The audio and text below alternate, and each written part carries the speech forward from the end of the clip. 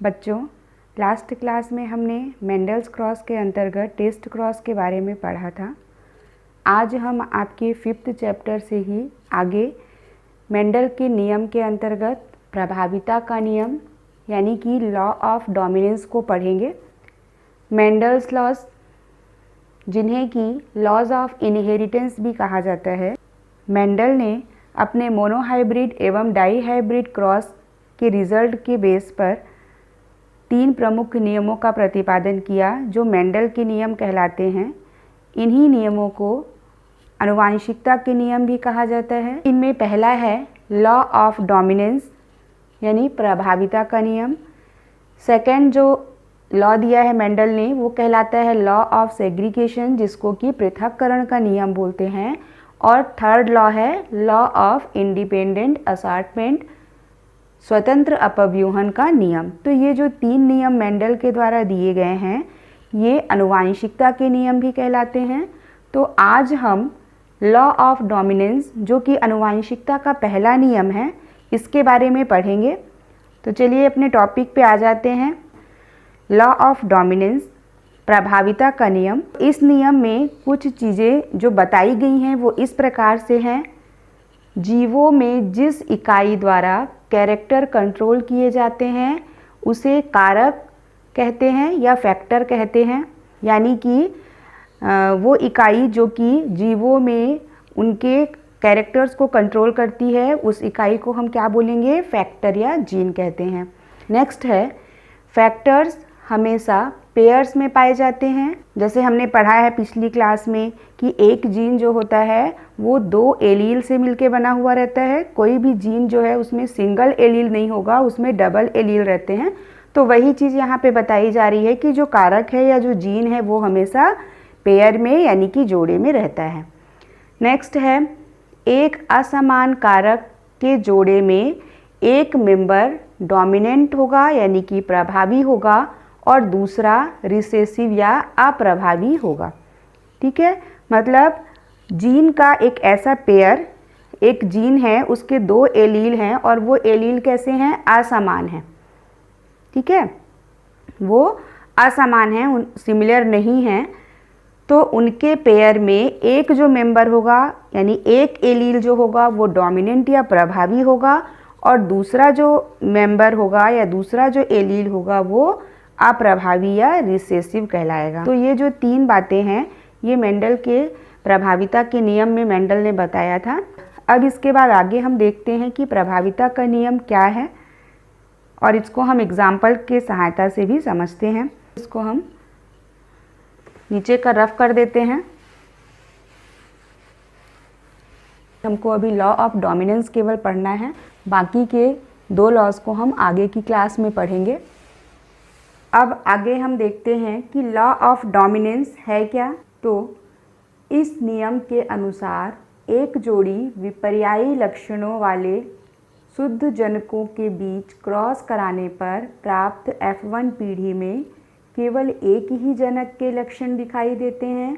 ऐसे लक्षण प्रभावी लक्षण कहलाते हैं।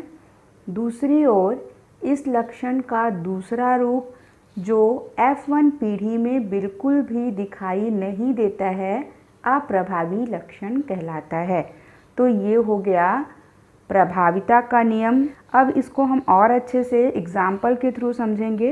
लास्ट क्लास में हमने जो मोनोहाइब्रिड क्रॉस पढ़ा है तो उसको आप लोग याद करिए।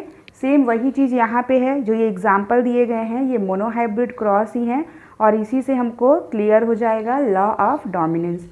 तो देखिए यहाँ पर हम देख रहे हैं कैपिटल टी एक प्लांट लिया गया है, दूसरा है स्मॉल टी। ठीक है, तो कैपिटल टी जो है ये टॉलनेस के लिए है। यहाँ पर जो कैरेक्टर लिया गया है वो हाइट का है, लंबाई का लक्षण लिया गया है और इसके 2 ट्रेट हैं यानी कि 2 रूप हैं। एक हो जाएगा टॉल और दूसरा इसका जो ट्रेट है वो है ड्वार्फ यानी कि लंबा एवं बौना। ये एक कैरेक्टर हाइट कैरेक्टर के 2 ट्रेट हो गए। ठीक है, तो यही यहाँ पे कहा गया है कि एक जोड़ी विपर्यायी लक्षण, मतलब कि लक्षणों का एक जोड़ा जो एक दूसरे के बिल्कुल अपोजिट हो। एक कैरेक्टर के 2 ट्रेट, इसका यही मीनिंग हुआ कि एक कैरेक्टर के 2 ट्रेट कैसे होंगे, वो शुद्ध जनक होंगे।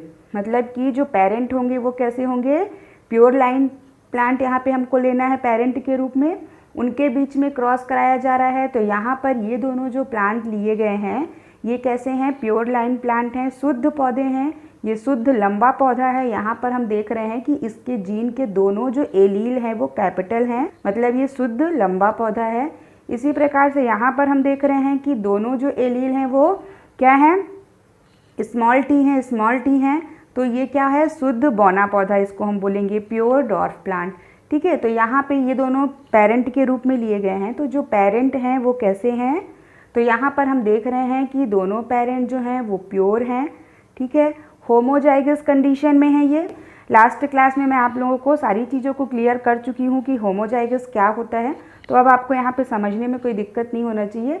तो यहाँ पे ये प्लांट भी होमोजाइगस कंडीशन में है और ये भी दोनों जो है वो समयुग्मकीय अवस्था में है। अब इनके बीच जब क्रॉस कराया जाएगा, तो क्रॉस करा रहे हैं, गैमिट फॉर्मेशन होगा, सेम गैमिट बनेंगे। यहाँ पर हमने एक पुनेट स्क्वायर बना लिया है और यहाँ पर हम ये गैमिट को आपस में क्रॉस करा देंगे। तो इस तरह से देखिए, कैपिटल टी स्मॉल टी, एक प्लांट से कैपिटल टी गैमिट आया, दूसरे प्लांट से स्मॉल टी, दोनों को जब क्रॉस कराएंगे तो यहाँ पे आ जाएगा कैपिटल टी। इसी प्रकार से यहाँ पर हम देखें कैपिटल टी स्मॉल टी, इसका क्रॉस इसके साथ कराएंगे तो ये कैपिटल टी स्मॉल टी।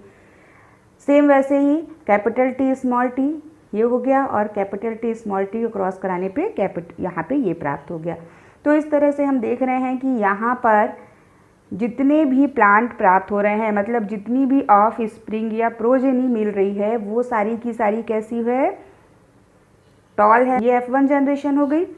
ठीक है, तो यहाँ पर हम देख रहे हैं कि F1 जनरेशन या पहली पीढ़ी में जो भी प्रोजेनी प्राप्त होगी वो सब कैसी दिखाई दे रही है, यहाँ पर टॉल है, क्योंकि सब में कैपिटल टी है। तो यही चीज़ यहाँ पे कहा गया है कि F1 पीढ़ी में जब दो पेरेंट के बीच में क्रॉस कराया गया तो F1 जनरेशन में केवल एक ही पेरेंट के कैरेक्टर जो है वो दिखाई देते हैं और उस कैरेक्टर को या उस लक्षण को हम प्रभावी लक्षण या डोमिनेंट कैरेक्टर बोलते हैं। तो यहाँ पर ये सारे के सारे प्लांट हमको लंबे दिखाई दे रहे हैं। ठीक है, तो यहाँ पर जो प्रभावी लक्षण है वो कौन सा हो जाएगा, कैपिटल टी का। टॉलनेस का जो कैरेक्टर है वो क्या हो जाएगा, डोमिनेंट कैरेक्टर हो जाएगा। जबकि दूसरी ओर इस कैरेक्टर का दूसरा ट्रेड जो है वो F1 जनरेशन में बिल्कुल भी दिखाई नहीं देता है और उसे ही हम क्या बोलते हैं, रिसेसिव कैरेक्टर या अप्रभावी लक्षण। तो यहाँ पे हम लोग देख रहे हैं कि जो ये स्मॉल टी है, ड्वार्फनेस का जो एलील है या जीन है वो यहाँ पर पहली पीढ़ी में F1 जनरेशन में बिल्कुल भी दिखाई नहीं दे रहा है। तो F1 जनरेशन में जितने भी प्लांट प्राप्त होंगे, जो भी प्रोजेनी आएगी वो सारी की सारी कैसी है, यहाँ पे टॉल है, मतलब उसमें केवल एक ही पेरेंट के कैरेक्टर दिख रहे हैं। और जो कैरेक्टर यहाँ पे दिखाई दे रहा है, जैसे इस एग्जाम्पल में हम देख रहे हैं कि इसमें सारे प्लांट टॉल दिख रहे हैं, तो ये जो कैरेक्टर है यही कैरेक्टर क्या कहलाएगा, डोमिनेंट कैरेक्टर कहलाएगा।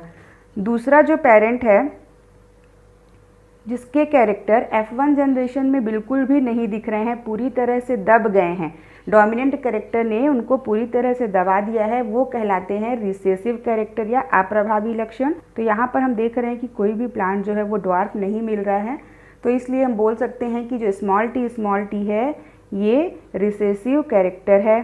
ठीक है, मतलब कि ये अपने आप को F1 जनरेशन में एक्सप्रेस नहीं कर पा रहा है, ये स्वयं को अभिव्यक्त यहाँ पर नहीं कर पा रहा है। इसी चीज़ को बहुत ही सिंपल तरीके से यहाँ पर बना दिया है। यहाँ पर देखिए ये कैपिटल टी ये हो गए लंबे पौधे, ये स्मॉल टी ये बौने पौधे हो गए। शुद्ध लंबे पौधे हैं, शुद्ध बौने पौधे हैं, ये जनक के रूप में या पेरेंट के रूप में लिए गए हैं। तो यहाँ पर इनको हम होमोजाइगस बोलेंगे। ठीक है, समयुग्मकी हैं ये, क्योंकि इनमें दोनों जो एलील हैं, एक जीन के दोनों एलील एक जैसे हैं, इसलिए ये होमोजाइगस कहलाएंगे। तो ये होमोजाइगस टॉल हो गया और ये होमोजाइगस ड्वार्फ प्लांट हो गया। जबकि इनसे जो इनकी जो प्रोजेनी आ रही है, F1 जनरेशन जो प्राप्त हो रही है, कैसी हैं, वो भी दिखने में सारी की सारी टॉल रहेंगी, लेकिन ये हेटेरोजाइगस टॉल होंगी। यहाँ पर हम देख रहे हैं कि इनका जीनोटाइप यदि देखें तो उसमें हमको ड्वार्फनेस के भी एलील दिखाई दे रहे हैं, बौनेपन का भी जो कारक है वो यहाँ पे उपस्थित है, लेकिन वो अपने आप को अभिव्यक्त नहीं कर पा रहा है पहली पीढ़ी में, इसलिए सारे के सारे प्लांट जो हैं वो टॉल दिखाई दे रहे हैं। तो यहाँ पर ये कैसे प्राप्त हो रहे हैं, हेटेरोजाइगस टॉल हैं। तो यहाँ पर लॉ ऑफ डोमिनेंस में आपको ये क्लियर हो गया कि जब दो विपरीत लक्षणों वाले जनकों के बीच में क्रॉस कराया जाता है तो जो पहली पीढ़ी प्राप्त होती है, F1 जनरेशन जो प्राप्त होती है, उसमें केवल एक जनक के लक्षण ही दिखाई देते हैं। ठीक है, दूसरे जनक के लक्षण जो हैं वो पहली पीढ़ी में पूरी तरह से दबे हुए रहते हैं और यही कहलाता है प्रभाविता का नियम या लॉ ऑफ डोमिनेंस। तो ये तो हो गया F1 जनरेशन, ठीक है, जिससे निकल के आया है लॉ ऑफ डोमिनेंस। इसी में आगे यदि हम F2 जनरेशन की बात करें तो F2 जनरेशन में डोमिनेंट और रिसेसिव कैरेक्टर जो हैं वो 3:1 के रेशियो में प्राप्त होते हैं और इसको आप लोग लास्ट क्लास में डिटेल में पढ़ चुके हैं। 3 पौधे लंबे प्राप्त होते हैं और एक पौधा जो है वो बौना प्राप्त होता है, यानी कि F2 जनरेशन में जो रिसेसिव कैरेक्टर है या अप्रभावी लक्षण है वो भी अपने आप को अभिव्यक्त करता है, वो भी एक्सप्रेस होता है, लेकिन कब होता है, जब वो होमोजाइगस कंडीशन में आता है। ठीक है, हेटेरोजाइगस स्टेज में केवल डोमिनेंट कैरेक्टर ही एक्सप्रेस होते हैं। क्लियर हो गया? आज की क्लास में बस इतना ही। आगे के 2 नियम को हम अगली क्लास में पढ़ेंगे। Thank you.